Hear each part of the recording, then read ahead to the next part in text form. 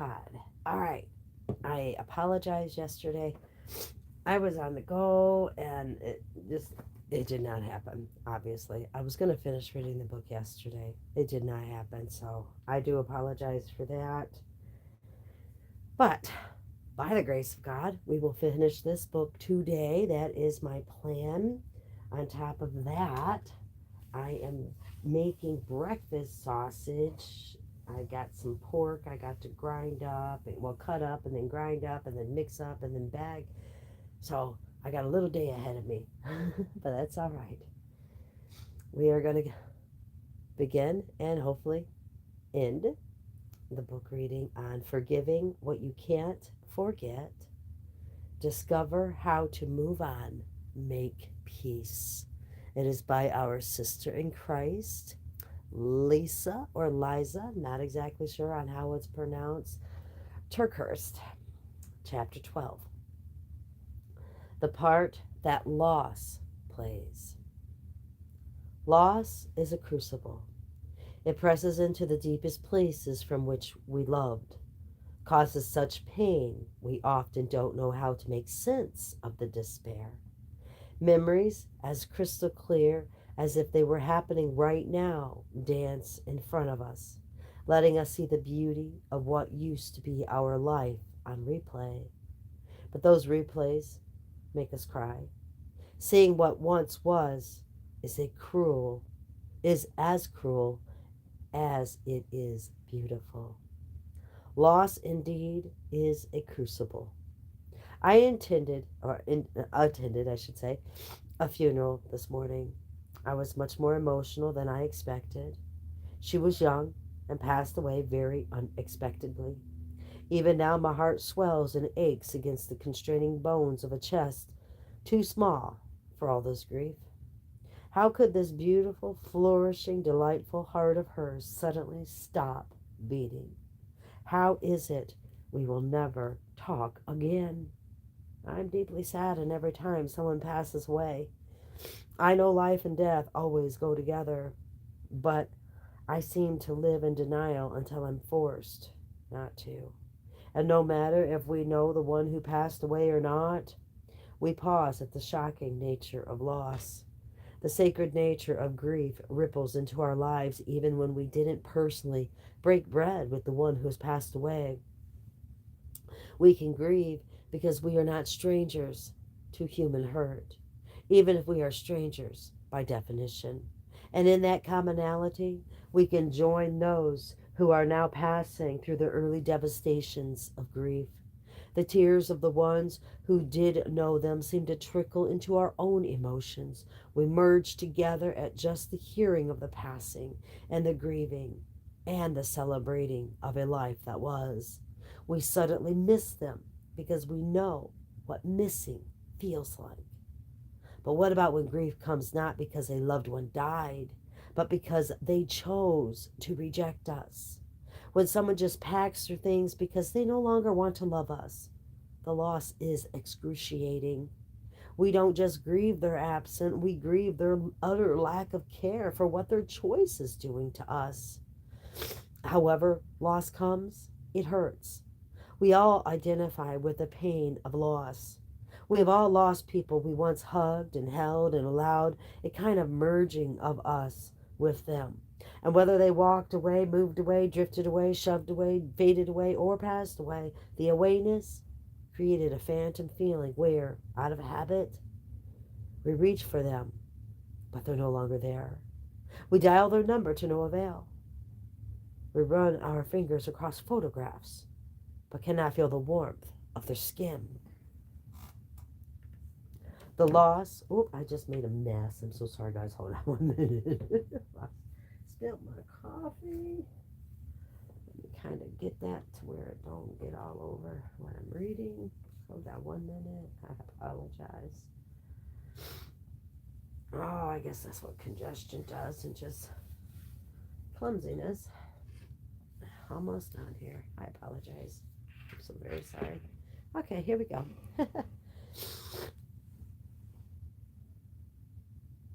Okay. But what about when grief comes not? Let's say I read that one. I'm so sorry. Forgive me.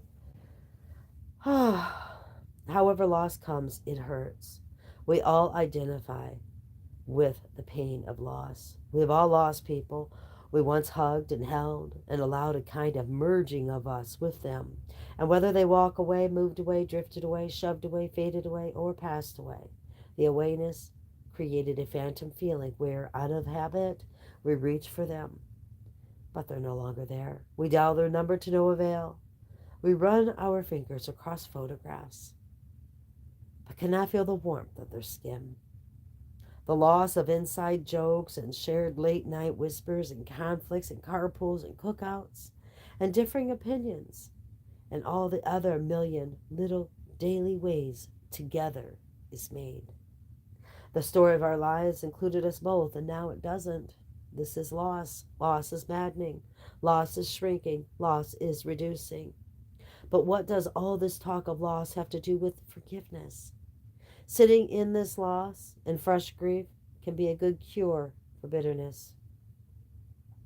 Don't read that last sentence too quickly on your brain, or your brain may transpose the words to read, sitting in fresh grief can be the cause of bitterness. While this is true, remember sometimes the way you got into a dark cave is actually the very way you can find your way out. So stick with me just a minute here, because if loss was the way bitterness got in, maybe revisiting grief will help provide a way out. First, let me state the obvious that this seems strange because loss and the resulting grief is often the cause of bitterness. I very much get that. When your personal loss came because of another person's foolishness, selfishness, meanness, or irresponsibility, sorrow can quickly invite a bitterness you didn't even know you were capable of. But instead of being just an invited visitor, bitterness wants to move right into your emptiness without permission. At the time, you may not have been even realized it or recognized what it was, because at first, bitterness feelings can feel quite justifiable and oddly helpful. Where sorrow has over time made us numb, bitterness at least allows us to feel something. But with time, bitterness doesn't just want to be something that awakens some feelings. It wants to become your only feeling. Bitterness doesn't want to room with you. It wants to completely consume everything about you. And one other important note to make about bitterness, maybe the most important of all things to note, it usually won't allow you to call it bitterness. In the rare cases we acknowledge and confess the hints of bitterness that become undeniably revealed at time, we use it as a broad generality of resentment. We say a quick prayer that's something like, "Forgive my bitterness," and then quickly move on, never realizing bitterness isn't quickly solved because it isn't quickly gotten. It must be named, opened, explored, and honestly traced. Because only in long considerations of where it is inside of you are you then propelled to realize you need to deal with it. So let's start here. The long consideration of where the traces leak out and leach life from you, as well as all those who bump into you. Bitterness wears the disguises of other chaotic emotions that are harder to attribute to the original source of hurt. Here's a list of ways these plays out in everyday life. As you read these indicators of hidden bitterness, realize this isn't to point fingers and poke at your tender heart. Guard yourself from defeating statements like, "Great, one more thing I'm doing wrong. One more way I've been affected by these hard situations I've been through. One more reminder of how fall I short." How fall I short? Did I say that? How I fall short? Yeah, I thought. Oh, God help me. I'm so sorry. One more reminder of how I fall short. Remember, this is a good work to do. We are seeking to save healthy and self aware and honest. I'll tell you what, whatever it is going on, this congestion, this pneumonia, this whatever, is just, it's messing with my ability to read clearly. Forgive me. We are making sure not one bit of the hurt done to us is multiplied by us. Let us consider whether any of these things are becoming part of how we're thinking or speaking right now. derogatory assumptions, sharp, cutting comments, a grudge that feels increasingly heavy inside you, the desire for the one that hurt you to suffer, anxiety around the unfairness of other people's happiness, skepticism that most people can't be trusted. Ah, there you go. I got that. Cynicism about the world in general, negativity cloaked as you having a more realistic view than others. Bitterness wears the disguises of other chaotic emotions that are harder to attribute to the original source of the hurt. Resentment toward others whom you perceive moved on too quickly. Frustrations with God for not doing or not doling out severe enough consequences. Seething anger over the unfairness of it all that grows more intense over time. Obsessing over what happened by replaying the surrounding events over and over. Making passive aggressive statements to prove a point. One upping other people's sorrow or heartbreak to show your pain is worse. Feeling justified in behaviors you know aren't healthy because of how wronged you've been, snapping and exploding on other people whose offenses don't warrant that kind of reaction, becoming unexplainably withdrawn in situations you used to enjoy, disconnecting from innocent people because of the fear of being hurt again, irrational assumptions of worst case scenarios, demanding unrealistic expectations, refusing to tell the person who hurt you what's really bothering you, stiff arming people who don't think the same way you do, rejecting the opportunities to come together and talk about things, refusing to consider other perspectives, blaming and shaming the other person inside your mind over and over and over again, covertly recruiting others to your side under the guise of processing or venting. Again, there isn't an ounce of desire in my heart to evoke any kind of condemnation or throw any sort of guilt in your direction. Not at all. I'm too busy managing my own emotions around this list.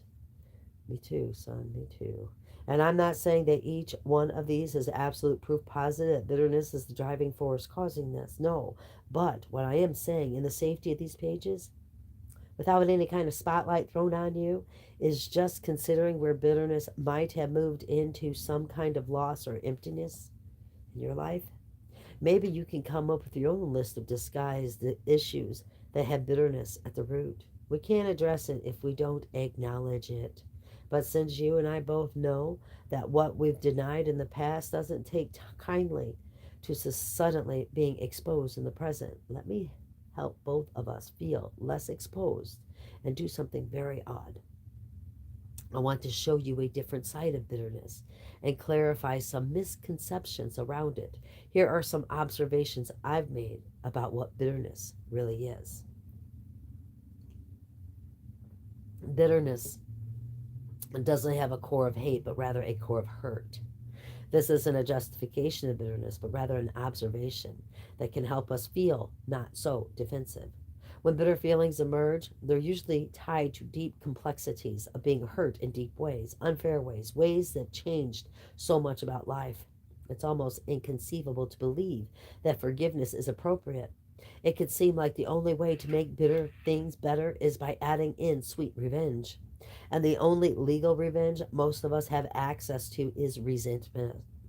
We can so easily justify that if people aren't going to be made to pay for what they've done externally, at least we can make them pay by internally harboring great bitterness against them. Bitterness isn't usually found most deeply in those whose hearts are hard, but rather in those who are most tender. It's hard that they are cold. It's not that they are cold, it's that they've been made to feel unsafe.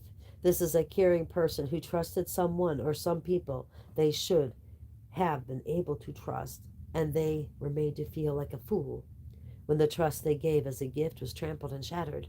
The sharp edges left behind from broken trust cuts them to their core, and the resistance they now demonstrate toward other people is often pure fear of being hurt again.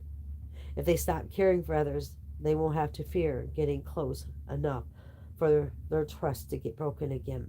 Hardness is often the exact opposite way their heart was made to operate, but it's the only way they know to protect themselves. Protection is often the motivation behind bitter projections. Bitterness isn't an indication of limited potential in relationships. Usually, the bitter heart is the heart with the greatest ability to love deeply. But when you love deeply, you are at the greatest risk of being hurt deeply. And when that deep hurt comes, it seems to cage the love that once ran wild and free. Caged love often has a bitter cry. Being bitter shouldn't be equated to being a bad person. It's most often a sign that a person with great potential for good, filled with the emptiness of their losses, with feelings that are natural but not helpful in times of grief. Keeping all that in mind, maybe you can better understand why a few pages back I wrote that if loss is the way bitterness found its way in, revisiting grief can help us find our way out. Which brings me back to today's funeral. It made me tender, soft enough to consider some things, open enough to possibly have a breakthrough without feeling like might have a breakdown. Conviction about ways my heart has gone a little off kilter didn't jackhammer its way through me. It didn't have to. I just opened myself to grief. I let the weight of loss revisit me. I came out from hiding behind the unfairness of my own situation and felt my hardness be watered by the raw tears of fresh loss. This softening was good for me. Hardened hearts have such a propensity to get shattered. Soft hearts don't easily break. The further we get from the original source of our grief, the more solidified our hardness becomes. Undealt with hurt and pain hardens like parched soil. The only way to soften it afresh is for the tears to fall soft and liquid and free flowing once again. I learned recently about what to do if you have hardened soil that's difficult to till and you want to prep it so it can grow beautiful plants. First, you start with a little water, about a half inch. You don't drown it. You let the water take in the water slowly. Then you let it sit for a couple of days so the water has time to sink below the surface. After that, you can dig down about 8 inches to overturn the ground below, exposing it to the surface. You then spray the overturned soil with a fine mist of water to soften the surface before raking it and adding compost. Organic material once alive now decomposed. What could have been waste becomes fertilizer. I'm not a gardener of the earth, but all of this seems to be so applicable to my desire to tend to the hardest parts of my heart. In a spiritual sense, this resonates with how to turn hard bitterness into fertile soil. So don't beat bitterness out of someone. You don't point at and poke at it or plead with it or provoke it out of someone. Hardened hearts have such a propensity to get shattered. Soft hearts don't easily break. You soften the hardness out, and as the softening breaks up the hard ground, you then mix it in perspective. Perspective is the best fertilizer there is. What we've gone through is not a waste when it fertilizes the softened ground of our hearts, increasing the chances for new life to strive. A good farmer knows this isn't just a one-time event for hardened ground. Each new season, the hardness of the ground needs to be worked on by softening and tilling it again. The same is true for our hearts. Whew, why? I'm sorry, guys. Left unattended, our hearts constantly get walked on and walked over, pounding us into potentially hardened places all over again. So we need to be aware of this to make softening and tilling a regular part of our life. And when God allows things that soften and till us, we must remember it is for us, just like it is for the farmer's land. The farmer knows what is good for the ground, just like God knows what is good for the human heart. They both see such potential for new life, new fruit, and new, beautiful beginnings. As I sat listening to the funeral, at one point I had to just let the grief of it all sit on me. I wept, not because I knew her so well, but because in the past couple of years I knew her so little. I had I had let some differences in the way we looked at life make me less available.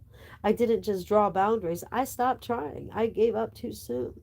Funerals have such a way of reminding us not to leave important things, kind things, unsaid. I'm not saying we suddenly became inappropriate, invasive stalkers at funerals, not at all. We don't want to force our way into the sacred space of another's grief, but we can stay open enough to be aware of others' grief. We don't have to have a casket in front of the church to have a funeral. Marked moments of grief happen all around us every day. Think of the many times someone shares something hard they are processing to go or going through, and we don't know what else to say except, I'm so sorry, I'll pray for you. Prayer is good, but saying it to fill space and actually following through are not the same thing. So maybe a better statement would be, what you are going through is hard, and my heart grieves along with you. I may not know your exact pain, but I know it hurts. So, as an act of compassion, I'm going to sit with your grief tucked in my heart today and let it teach me something as I pray for you. And then I do just that. Let the grief speak to me. Bitterness is in part unprocessed grief.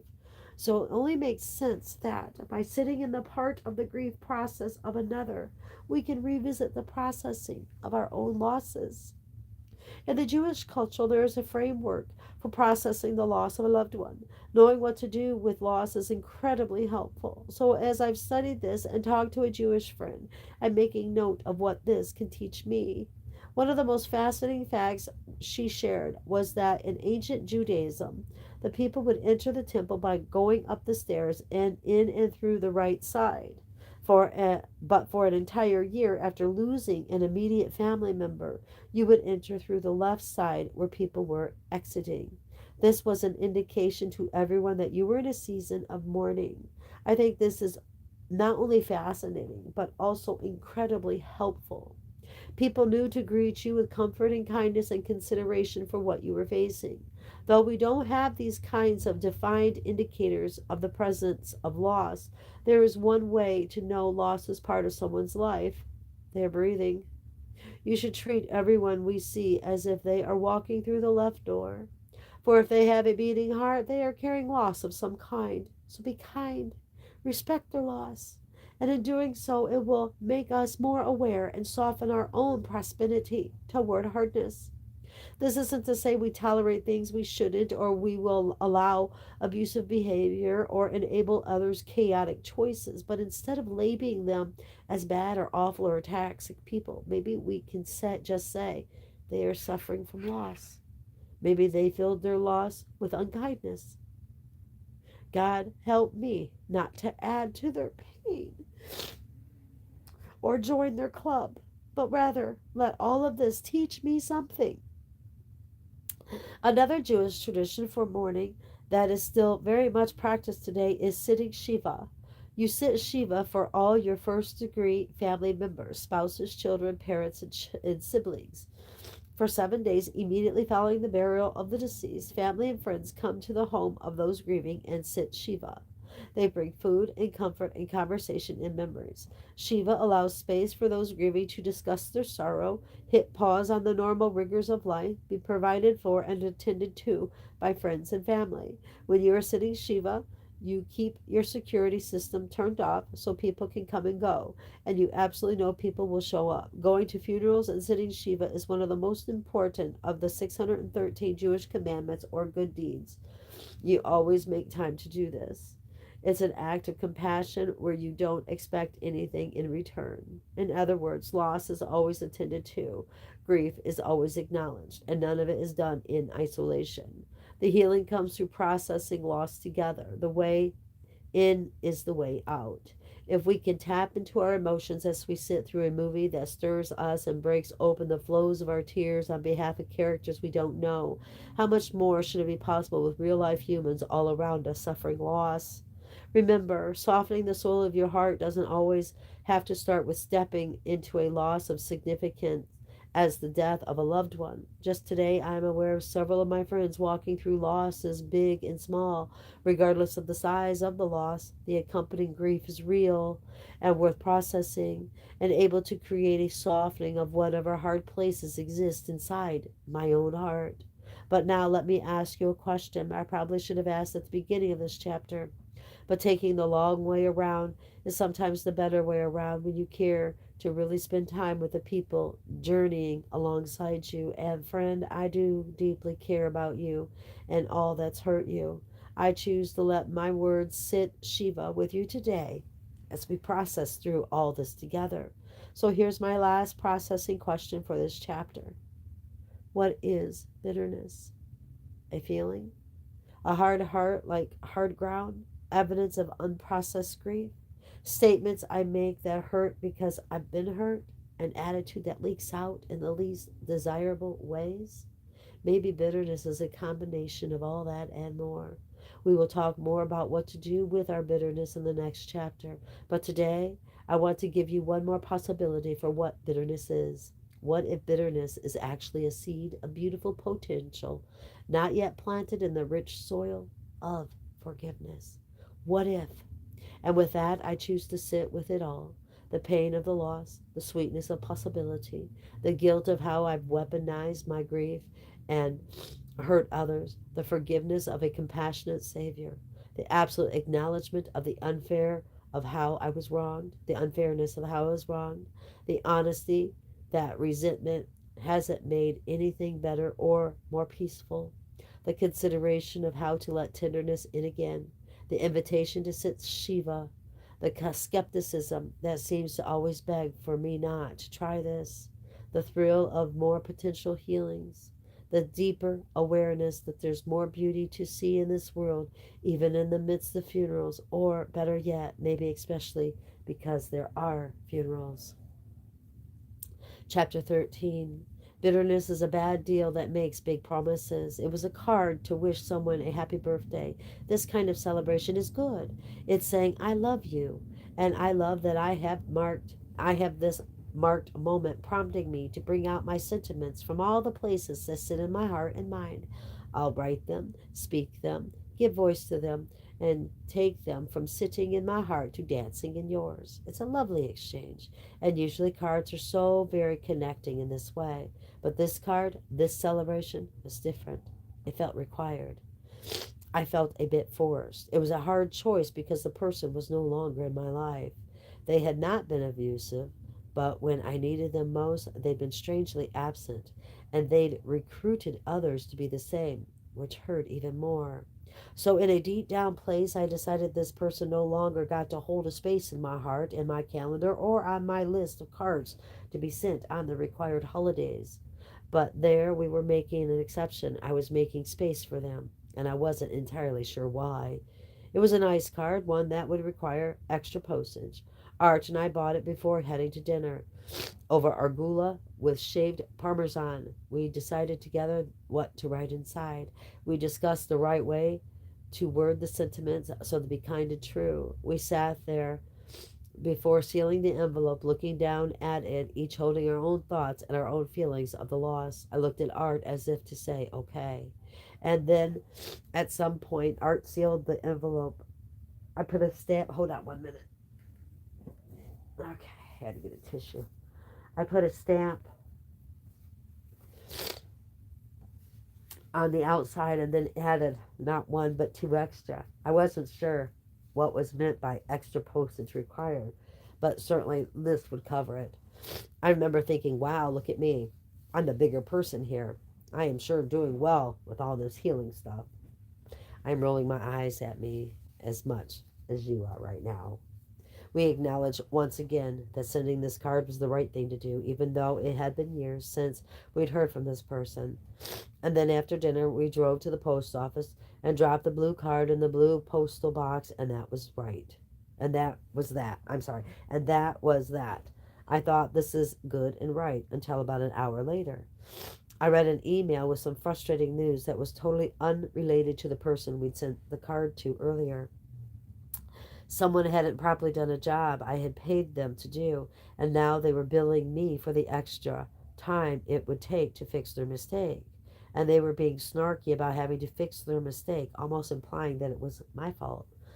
Normally, this would have just prompted a simple phone call to the person who'd sent the bill.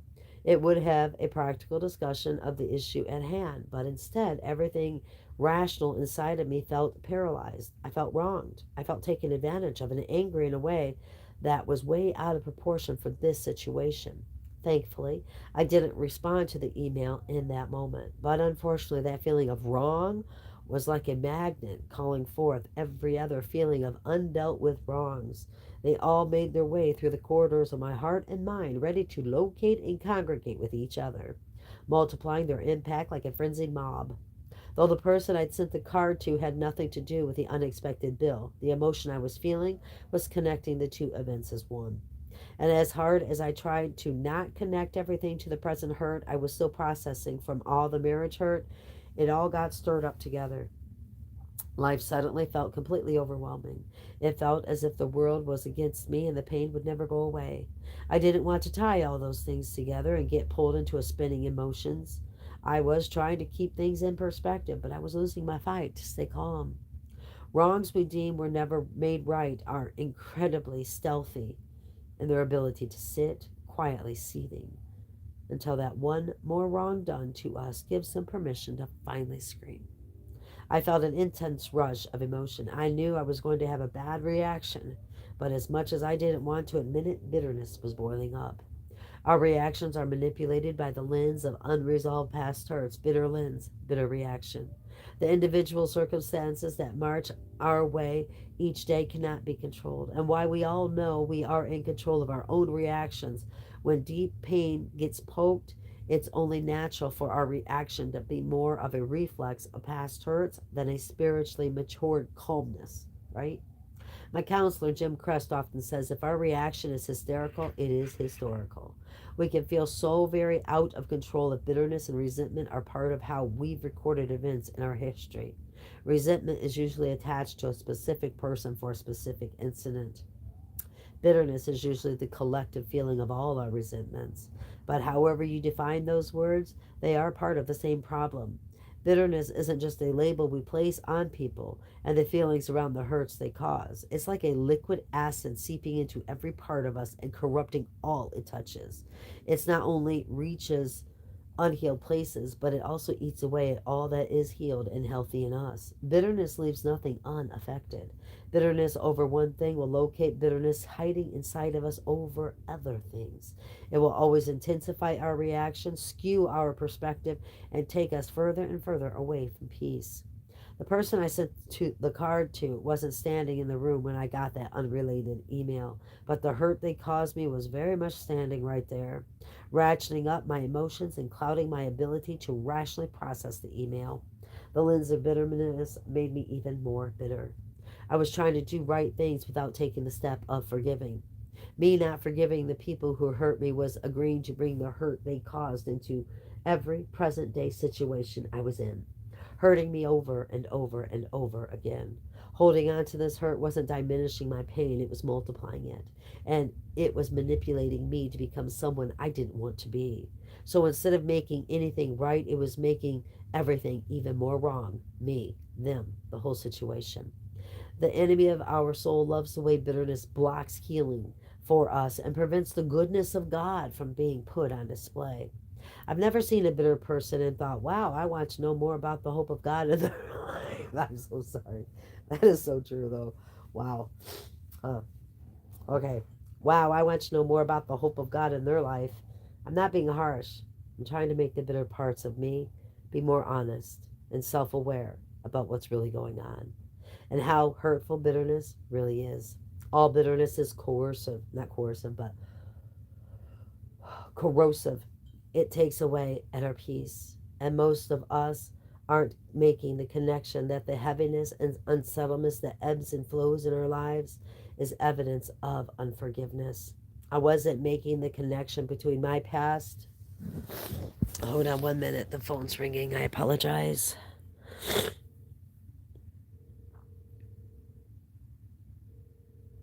Hold on 1 minute.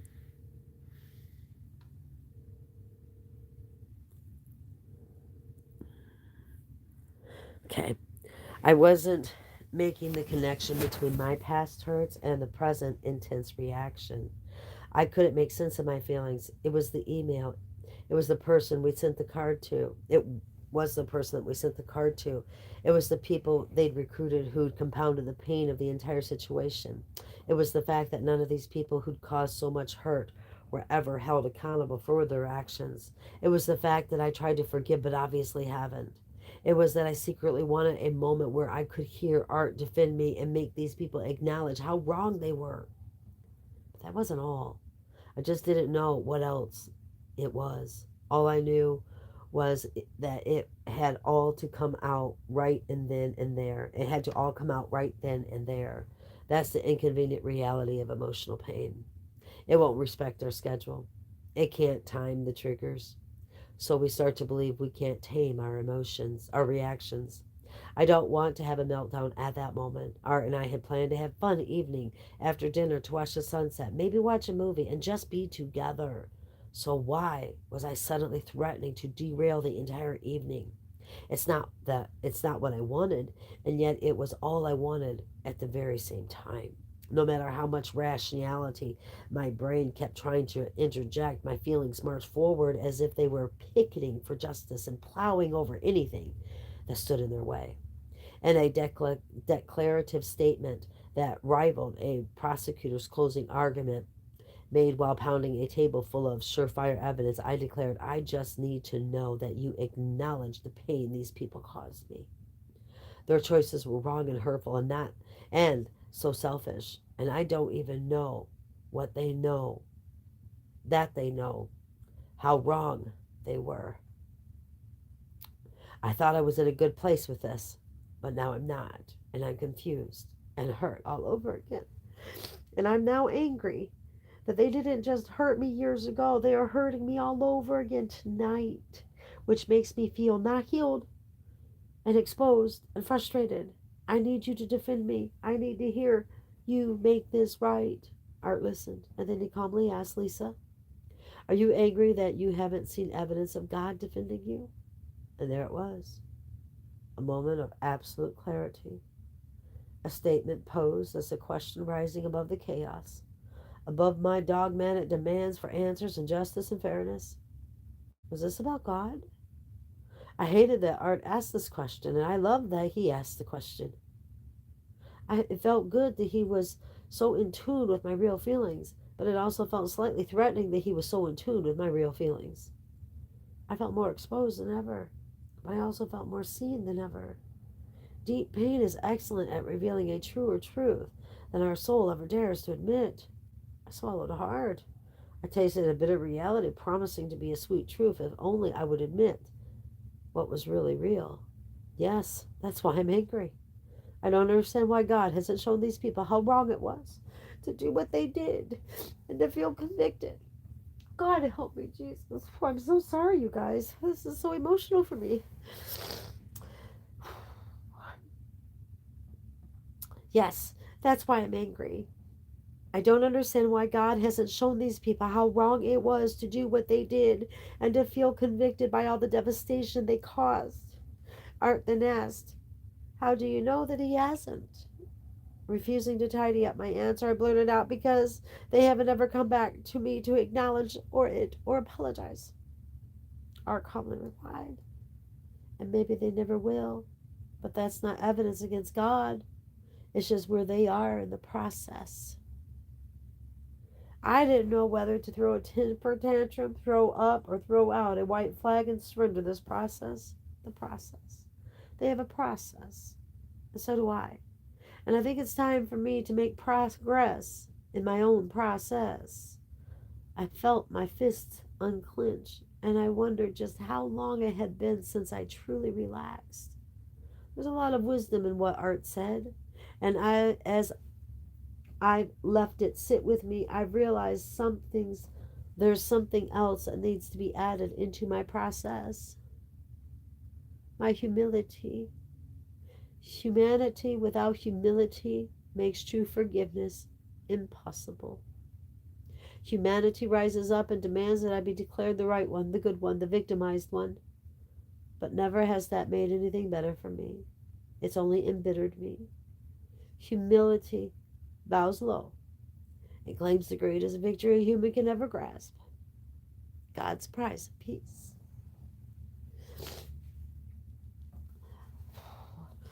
I've never really related to the story of the prodigal son. I'm not really rebellious or prone to wasteful spending. But there are two brothers in that story, and after rereading it, I really wish it was called The Prodigal Sons. Both were rebellious. One was just more obvious than the other. One was wayward, the other resentful. But it was the one with resentment who wound up being more resistant to the father in the end. I am so sorry. My nose is running like I don't even know what. Hold on. All right, here we go. All right, here we go. I'm so sorry, guys. Both were rebellious. One was just more obvious than the other. One was wayward, the other resentful. But it was the one with resentment who wound up being more resistant to the father in the end. He was so consumed with what his brother had taken, he couldn't see the bigger picture of what the father was doing. Let's take a look at the end of the parable. The older son became angry and refused to go in. So the father went out and pleaded with him. But he answered his father, "Look, all these years I've been slaving for you and never disobeyed your orders. Yet you never gave me even a young goat so I could celebrate with my friends. But when this son of yours, who has squandered your property with prostitutes, comes home, you kill the fattened calf for him." "My son," the father said, "you are always with me, and everything I have is yours. But we had to celebrate and be glad because this brother of yours was dead and is alive again. He was lost and is found." Luke chapter 15, 28 through 32. Humanity without humility makes true forgiveness impossible. As I notice that the father reminds the brother, "Everything I have is yours," I hear God reminding me, "Turn to me, trust me, entrust this whole situation to me.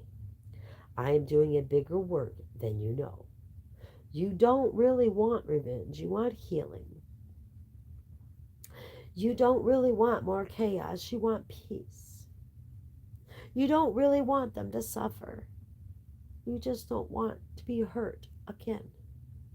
Bitterness is a real bad deal that makes big promises on the front end but delivers nothing you really want on the back end. Only God has what I really want. Turning my heart over to bitterness is turning away from God. So I bow low. Not because I want to, because I need to. God, I give the situation to you.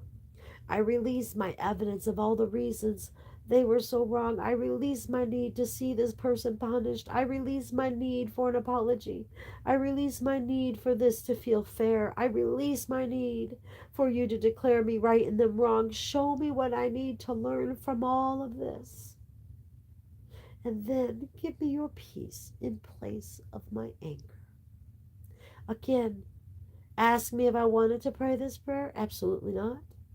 But I'm going to pray it over and over until the beauty of it and the rightness of it start to settle into me. Please understand. I'm not taking away your choice by writing this, nor am I saying your feelings are bad. Feelings are incredibly helpful indicators of what needs to be addressed. You absolutely still have the choice to be angry, and I'm the last person in the world who will think less of you. Remember, I'm the girl who is still fresh off of a meltdown. But can I invite you into my choice? I have a choice to keep adding my anger and resentment into the equation, or I can make the rare choice to add it in my own humility. My anger and resentment demands that all the wrongs are made right. It also keeps me positioned to get emotionally triggered over and over. My humility wants something even better: peace. And if I have peace, isn't that the best of all possible outcomes? Adding my humility into the situation acknowledges the unfairness I have felt, but affirms a trust in God to do what He needs to both in their hearts and mine. My peace has been held hostage by their refusal to apologize for long enough. Why they aren't apologizing could be because of many reasons. They have been so hurt by other situations caused by people who hurt them that they are swallowed up in blinding pain. They don't care they hurt me. They don't even know they hurt me. They were protecting themselves from some unresolved pain I've caused them. They are currently swallowed up in some kind of sin, preventing them from feeling empathy or hurt they cause. They just they feel justified because they truly feel I deserved what I got. They don't consider what they did is wrong. They've been given bad advice, a bunch of other reasons that are complicated. But at the end of the day, me spending time processing their reasoning doesn't help me move forward. So what does? Romans 12:18 teaches, if possible, so far as it depends on you, live peaceably with all. There's some interesting context around this verse that is worth understanding and considering. Stick with me here as we unpack some very interesting Bible history. Paul was writing this instruction to the Jewish and Gentile churches that were experiencing persecution by the Romans. Paul himself was facing Roman persecution all around him. Everything he was teaching that was calling people to holiness with God was causing disruptions in the existing political, social, and religious systems of the world. As he was converting people to the gospel, one of the most disruptions was that Paul was calling them away from participating in anything they had to do with idols. In Acts 19:26, Paul is quoted as saying, God's, with a small s, made with hands are not gods. The silversmith, Demetrius, was highly upset because the sale of these idols brought in a lot of money. Both the loss of income and the discrediting of a god, small g, they were used to worshiping, infuriated those people profiting from this religious system. So they rioted against Paul and drove him out of the city. These are the kinds of experiences Paul had when he wrote his letter to the churches in Rome. Paul didn't write what became the book of Romans while on a peaceful vacation with peaceful people in peaceful circumstances. He wrote this instruction in the midst of his third missionary journey, full of opposition and persecution. One of the reasons for his letter to the Romans was that peace would not have been easy. It would have felt as unnatural to them as it does for us in the midst of a constant hardship, never ending opposition, and relational differences. Yet Paul was reminding everyone who would read these verses that peace was possible. I relate to this so much. It seems I wake up each day with a new set of issues. Conflicts seem to never end. A world that appears so bent toward being offended and angry. How is this kind of peace possible? The Greeks thought of peace as the absence of hostility. But Paul is teaching that peace is the atmosphere we can bring into hostility. This peace is a wholesome we have become of our relationship. This peace is a wholesome we have become of our relationship with God. The Hebrew word for peace is shalom. It's interesting to note that shalom is the word that Hebrew speaking people use even today in their salutations with others, both coming and going. It's a bringing peace into their greeting and leaving with peace at the last word in their goodbyes. I want more of this, which means I can't wait for others to bring me peace. I need to make the decision to bring an atmosphere of peace, shalom, into every situation I'm placed in. Yes, this is so hard, and yes, I still find myself resistant to it. But this is so good for me. This peace isn't conjured up by us. It is evidence of Jesus in us, changing us, shifting us, healing us. Remember John 14:27 quotes Jesus saying, Peace I leave with you, my peace I give unto you. Not as the world gives do I give to you. Let not your hearts be troubled, neither let them be afraid. The peace being referred to here is to keep or maintain peace. Peace is a gift that God gives believers, and that gift is evidence to the world that we are different. To live peaceably in our world today seems like a ridiculous impossibility. But when the impossible is made possible because of Jesus in us, there's no greater testimony that can be shared. There is nothing more powerful to bring into a situation than the Prince of Peace himself, Isaiah 9:6.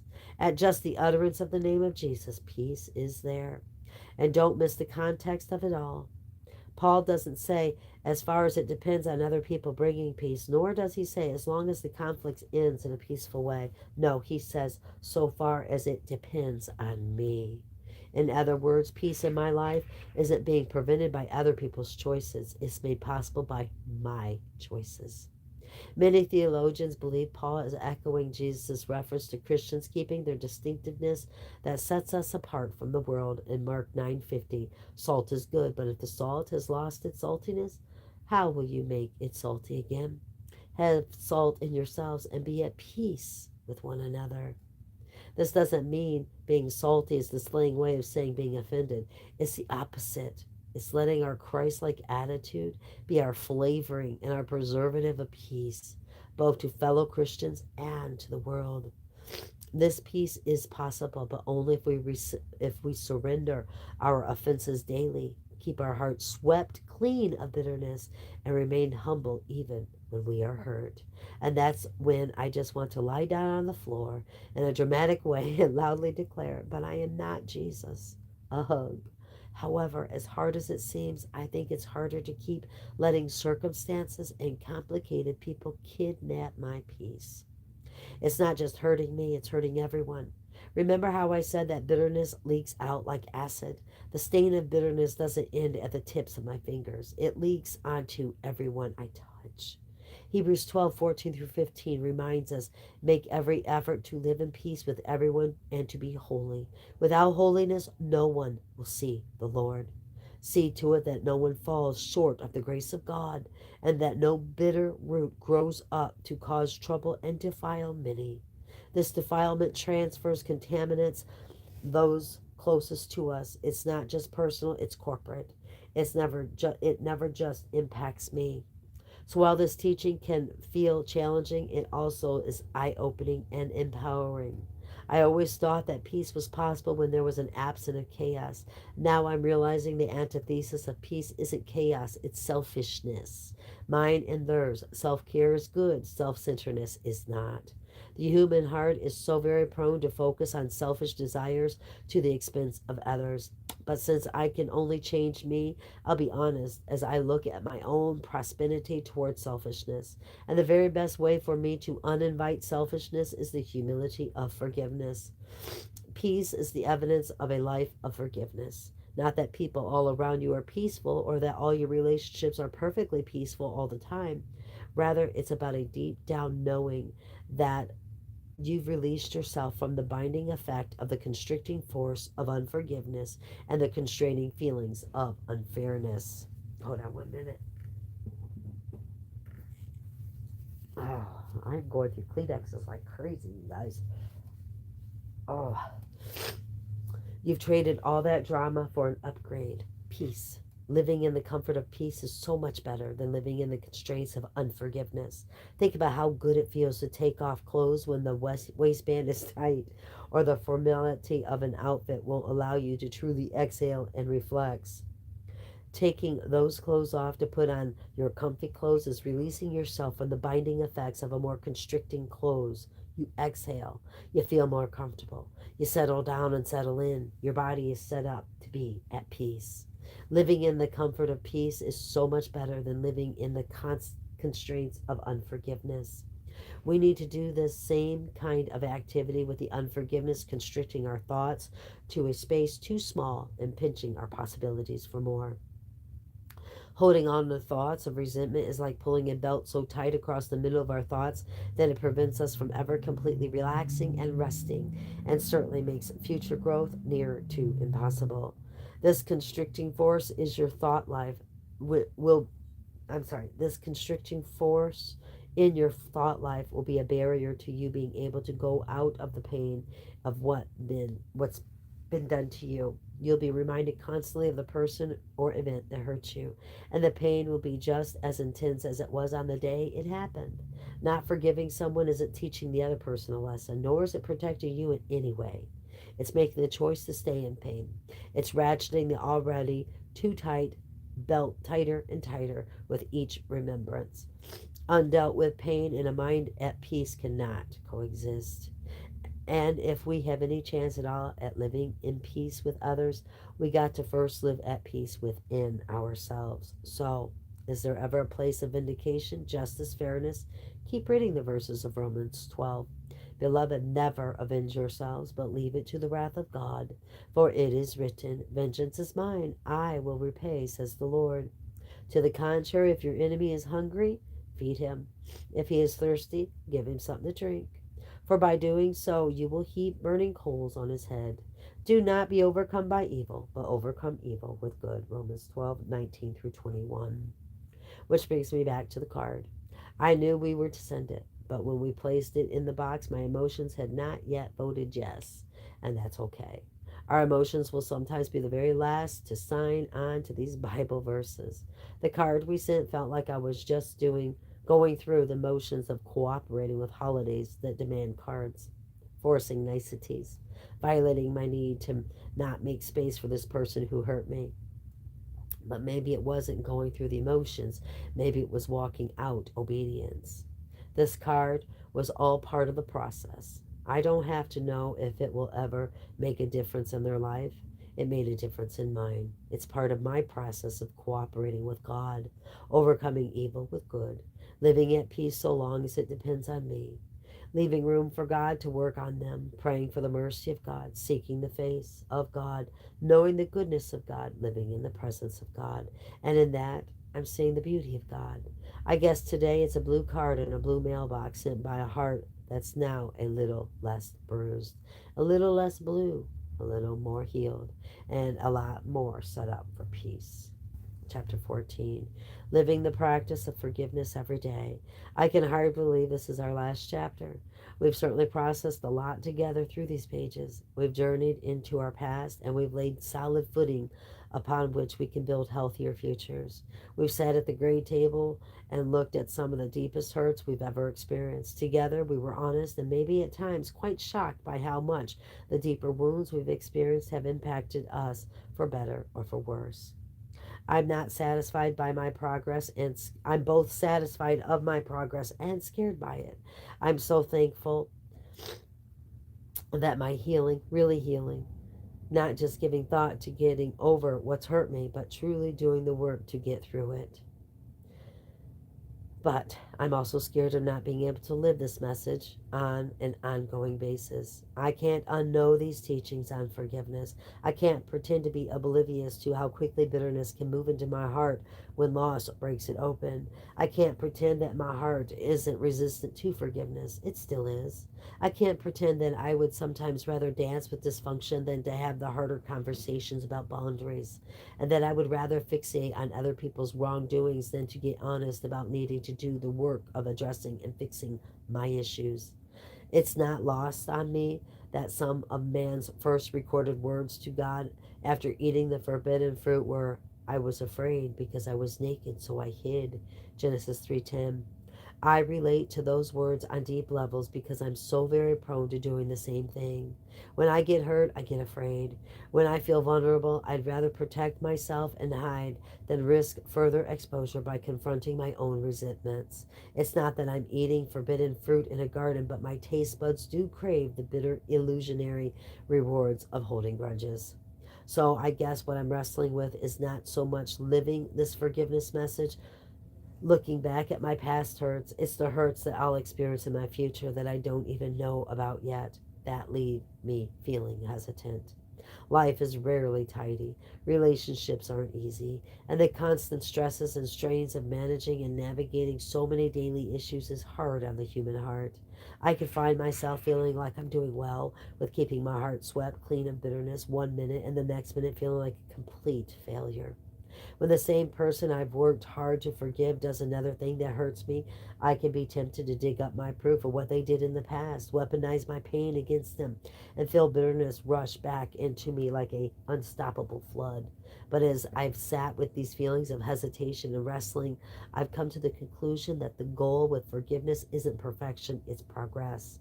If this happens to you, realize this is normal.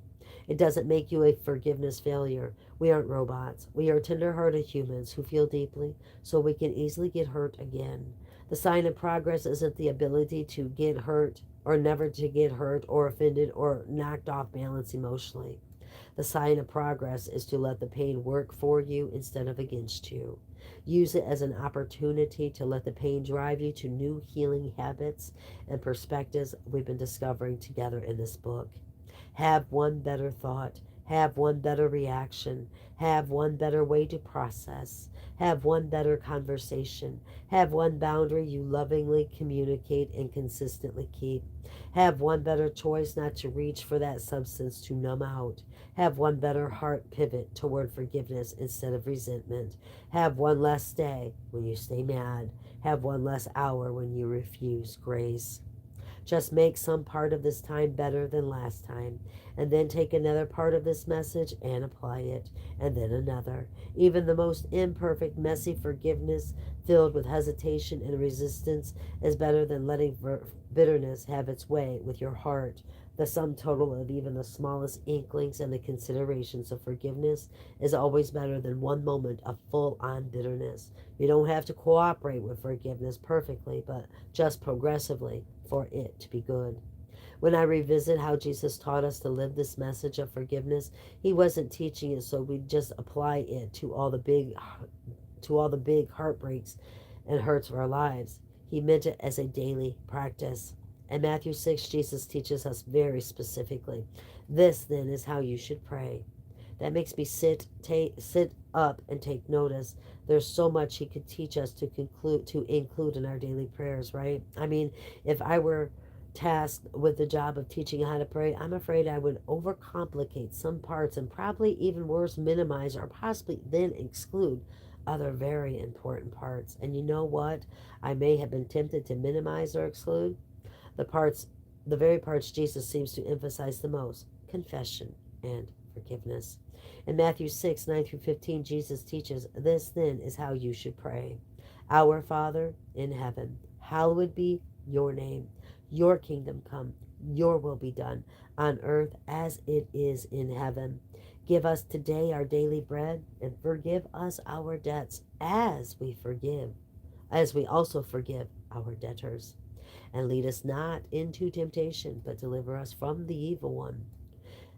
For if you forgive other people when they sin against you, your heavenly Father will also forgive you. But if you do not forgive others their sins, your Father will not forgive your sins. We've already covered the daily bread part of the prayer, so let's look at the importance of receiving and giving forgiveness. It makes up half the prayer. If you are looking at the word count of this teaching as presented in the New International Version, the total teaching is 94 words. Giving and receiving forgiveness makes up 46 of those words. Wow. This grabs my attention and makes me want to lean in a little more to what Jesus wanted us to do on a daily basis, besides just making our prayers about requesting help and provision from God. The Lord's Prayer reminds us what the human heart needs every day. We need God, we need to be forgiven, and we need to forgive. Forgiveness is supposed to be as much a part of our daily lives as eating and sleeping. But I will readily admit I don't do this daily. I'm not even sure I've ever done this weekly. Maybe my obedience in this area falls more in the rarely category. And maybe that's the very reason why I sometimes have an unexplainable heavy feeling inside of me, and why I can't slip into rational funks during which I have a hard time believing the best in some people when history begs me to keep expecting their worst. I sometimes doubt that truly healthy relationships are possible. I can get overwhelmed and exhausted by having to work so hard on my relationships. I'm finding I'm more likely to tolerate some people rather than truly enjoy them. I want to prove my side of things sometimes more than I want to improve a relationship.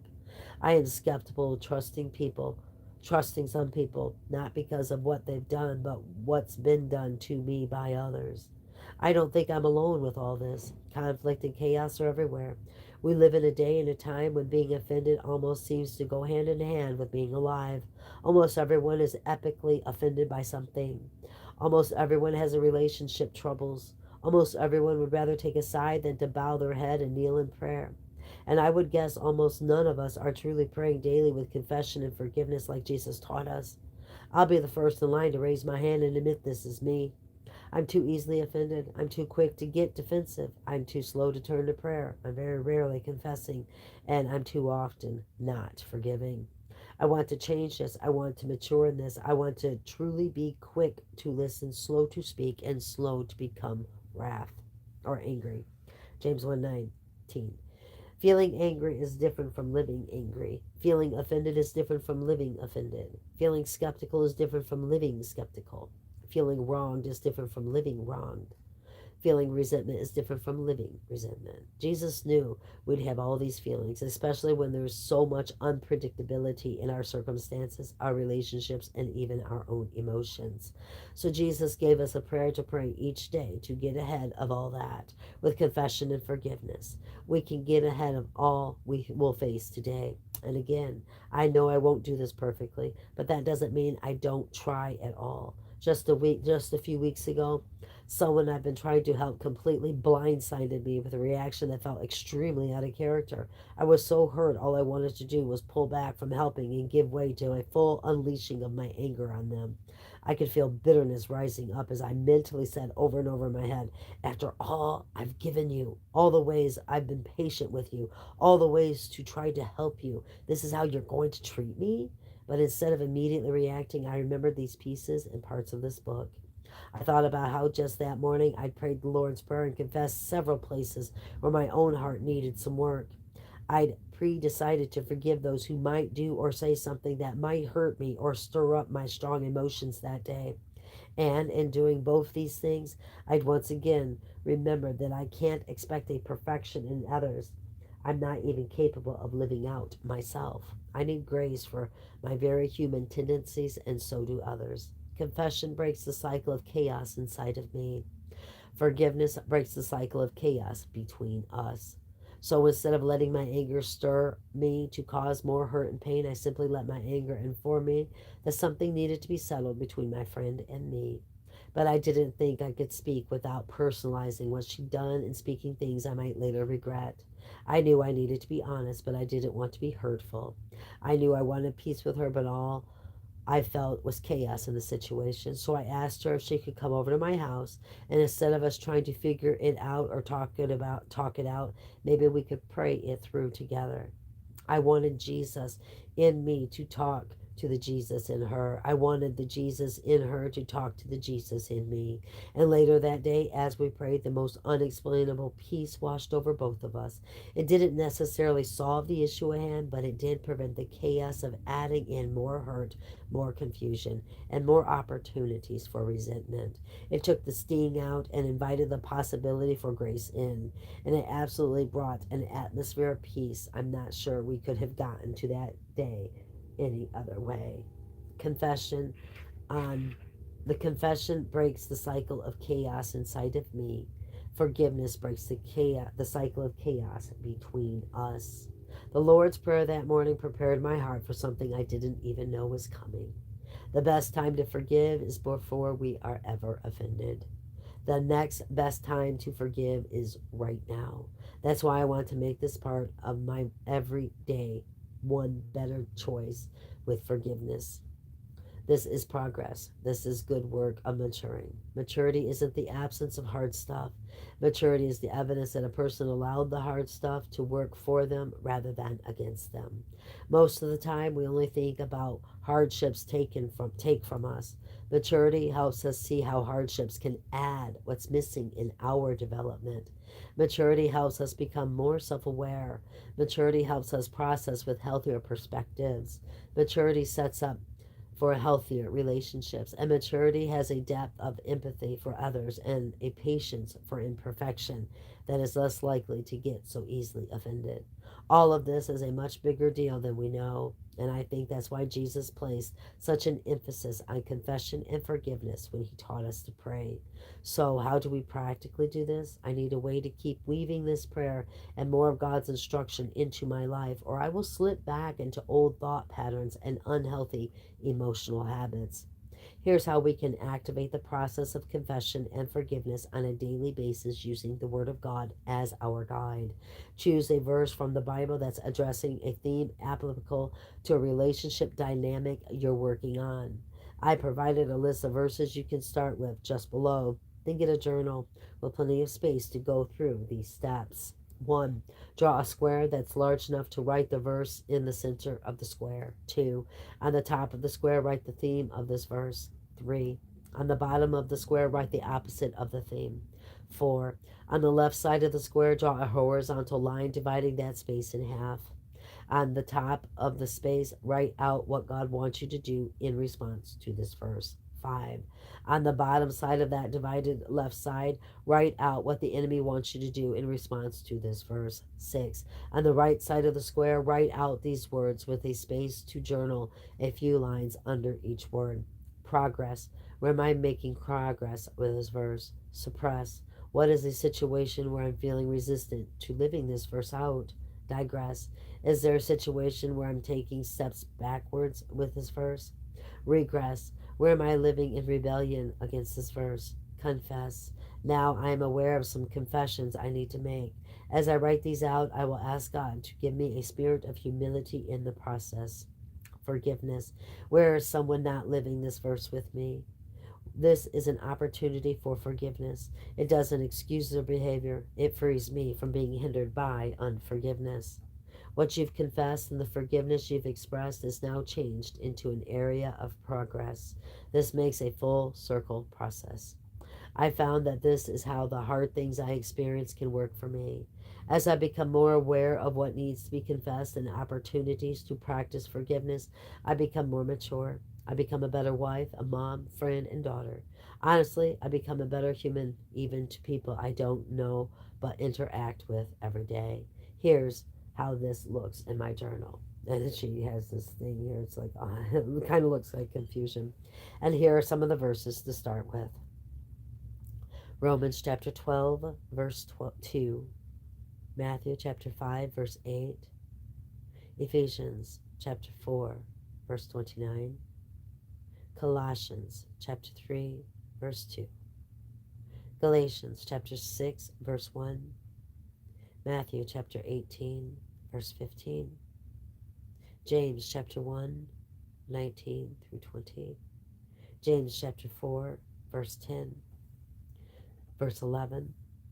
Luke chapter 14, verse 11. And Ephesians chapter 4, 1 through 2. As we close, I want to share a story that forever changed the way I view forgiveness, especially where the dynamics are seemingly impossible. Some moments pass in our lives and we don't realize until much later that it's a segment of time we'll never forget. Others arrest our hearts with such captivation we know. I think this experience I had in Israel a couple of years ago was both. I've always loved visiting Israel, but this day wasn't about studying the land as it had been in the past. This day was focused on the people.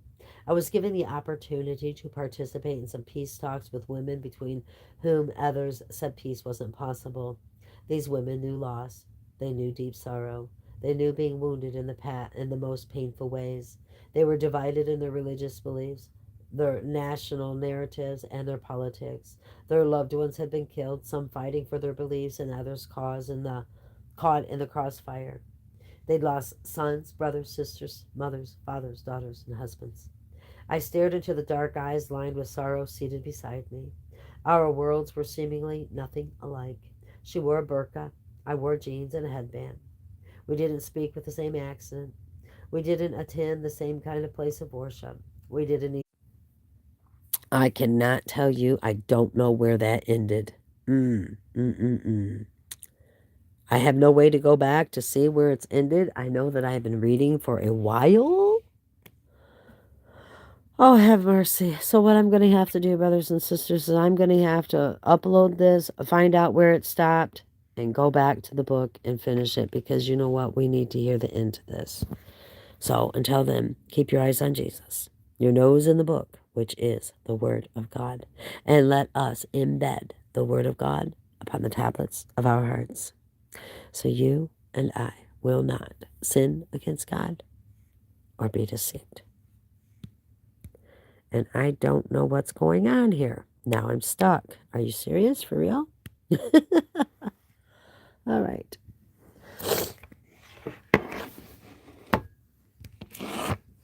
All right, here we go. I'm not sure what's going on. Oh, my goodness gracious. Why does this do this? Come on now. I am stuck. I don't know what's going on. But it's not letting me do anything.